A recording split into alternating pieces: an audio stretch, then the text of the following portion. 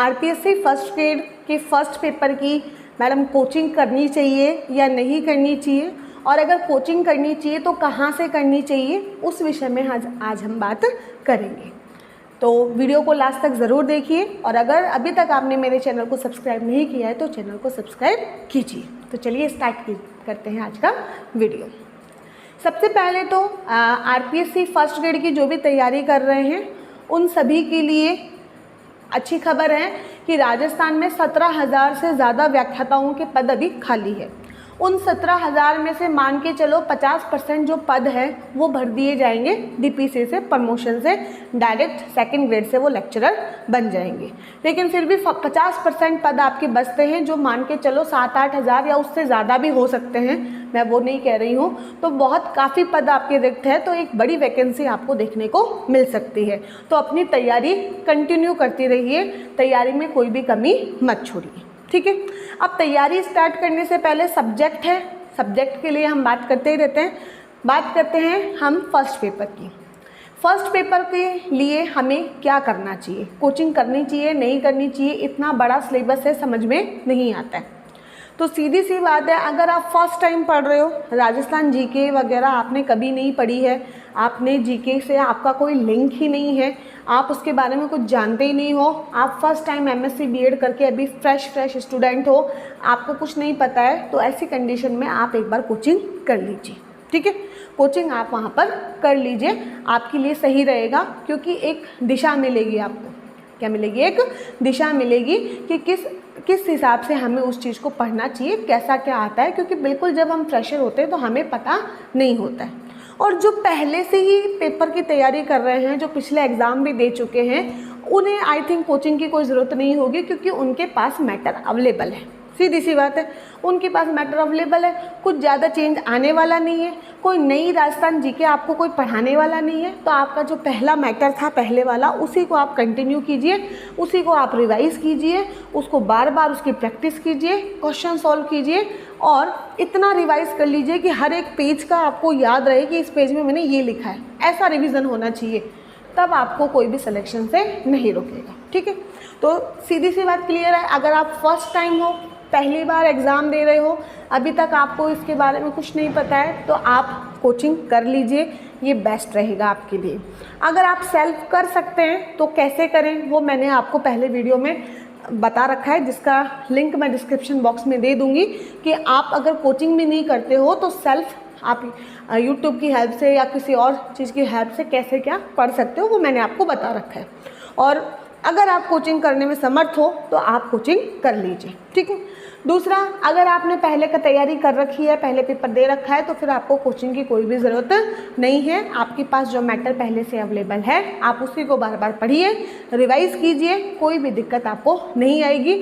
और जो ऐसा है वो ज़्यादा क्वेश्चन सोल्व कीजिए, ठीक है। क्वेश्चन भी इस तरीके से आपको मार्केट में बहुत सारे मॉडल पेपर भी मिल जाएंगे फर्स्ट पेपर को लेकर। आप स्टेशनरी पे जाके सर्च कीजिए, आप स्टेशनरी वाले को बोल दीजिए, वो इतने ज़्यादा एक्सपर्ट रहते हैं, वो आपको खुद इतनी सारी बुक्स बता देंगे। तो बुक्स को लेकर आप ज़्यादा टेंशन में मत आइए। तो कोई भी मॉडल पेपर उठा के ले आइए और 1.5 घंटे में आप क्या करो, उसकी तैयारी करो, ठीक है। अगर आपने सिलेबस पूरा कर लिया है तो 1.5 घंटे का टाइम आप अपने घड़ी में सेट करके और उसके हिसाब से आप क्या करो, पेपर देना स्टार्ट कर दो, ताकि आपको कोई दिक्कत नहीं हो, ठीक है।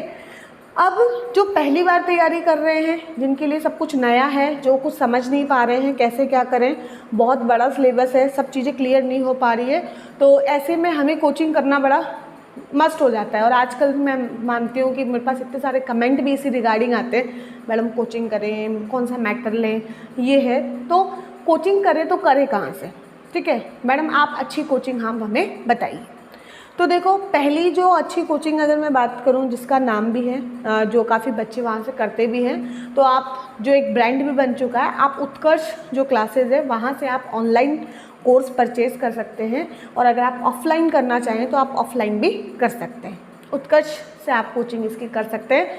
फर्स्ट ग्रेड का फर्स्ट पेपर आसानी से आपको, पहले तो सस्ता ही आता था, अब कितना 3-4 हज़ार का या ज़्यादा का है वो मुझे आइडिया नहीं है, कहीं मैं कम ज़्यादा बोल दूँ, आप बोलो मैडम ने इतने का आता है, तो वो नहीं। तो आप वहाँ उसके ऐप पे जाके देख लीजिए, और अगर हो सके ऑफलाइन अगर पॉसिबल है तो आप ऑफलाइन कोचिंग कीजिए, वो ज़्यादा मैं आपको सजेस्ट करूँगी ऑनलाइन के कंपैरिजन में, ठीक है।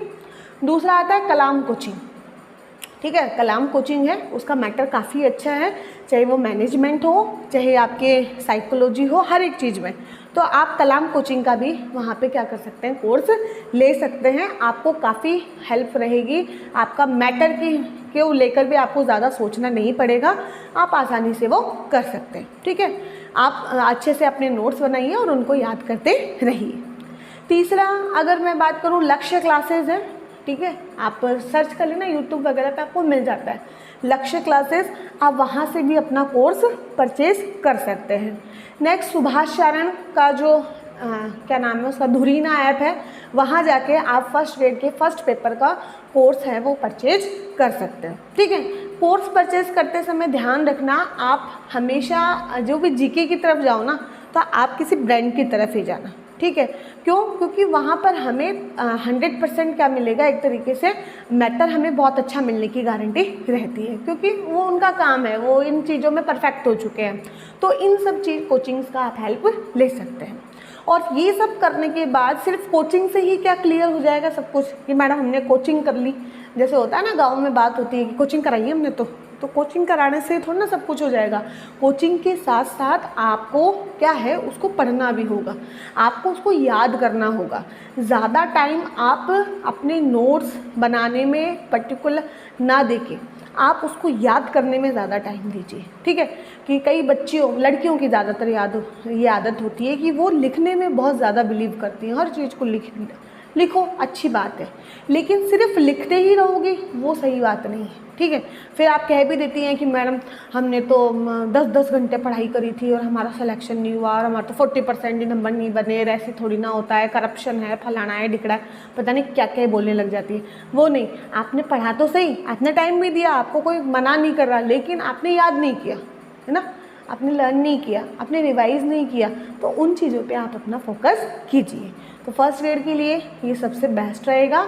अगर आपका पहले से है, अगर आपकी तैयारी है, पहले से कंटिन्यू है, आपने सिलेबस भी कर लिया है, आपने पहले भी कोचिंग कर रखी थी, आपके पास मैटर वगैरह है, आप उसको पहले अच्छे से याद कर लीजिए।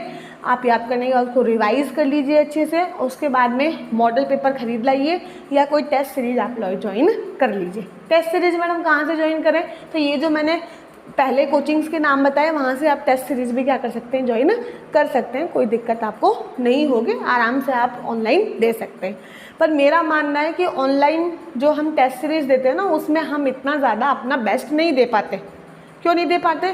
क्योंकि हमारे अंदर वो डिसिप्लिन की तो कमी है। हम वो 1.5 घंटे का टेस्ट हम करते क्या है, 1.5 घंटा हमने स्टार्ट तो कर दिया, लेकिन हम उस 1.5 घंटे के अंदर उसको 5 मिनट में ही हम उसको बंद कर देते हैं और फिर उसका सॉल्यूशन पढ़ने लग जाते हैं। वो नहीं करना है आपको, है ना। उसको करने से क्या होता है, वो एक तरीके से आलस की एक पहचान है कि हम आलसी हैं। हम क्या करते हैं, हमें टाइम नहीं करना, हम उसको पढ़ लेते हैं। तो वो चीज़ आप पढ़ोगे ना, वो आपके दिमाग में इतना नहीं रहेगा। और एक आप पूरा 1.5 घंटा आप उसको दे रहे हो, आप 1.5 घंटा उसको दे रहे हो, हर एक क्वेश्चन को आप अच्छे से सोच रहे हो, और 1.5 घंटे के बाद में आप उसको सबमिट कर रहे हो और फिर आप अपना एनालाइज करते हो, तो उसमें और पहले जो 5 मिनट में आपने किया उसमें बहुत ज़्यादा अंतर होता है।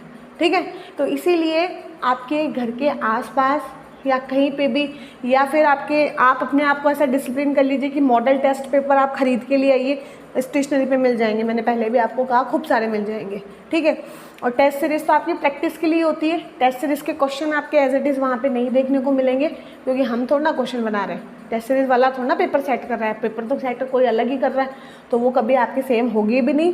तो सिर्फ और सिर्फ आपको प्रैक्टिस, है ना, आपकी प्रैक्टिस करवा रहे हैं कि 1.5 घंटे के अंदर आप फर्स्ट पेपर को किस तरीके से करेंगे, आप उस 1.5 घंटे को मैनेज कैसे करेंगे, आप कितने क्वेश्चन करोगे, आपका रिस्क लेना सही होगा या नहीं होगा, वो सब चीज़ें वहाँ पर देखी जाएगी। तो इन सब बातों का आपको ध्यान में रखना है। टेस्ट सीरीज ज़रूर दें और कोशिश करें आप OMR जैसा शीट्स भी आती है OMR, वो खरीद के ले आओ। ठीक है, स्टेशनरी से खरीद के लाओ, और भी तो खर्चा करते हो थोड़ा सा, अपनी ज़िंदगी बनाने के लिए इतना तो कर ही सकते हो। ठीक है, इतना कोई ज़्यादा महंगी भी नहीं आती है, आप उसको अपने आप से करो। सेल्फ डिसिप्लिन, अपने जो स्टडी टेबल है वहाँ पे 1.5 घंटे का टाइमर लगा लो।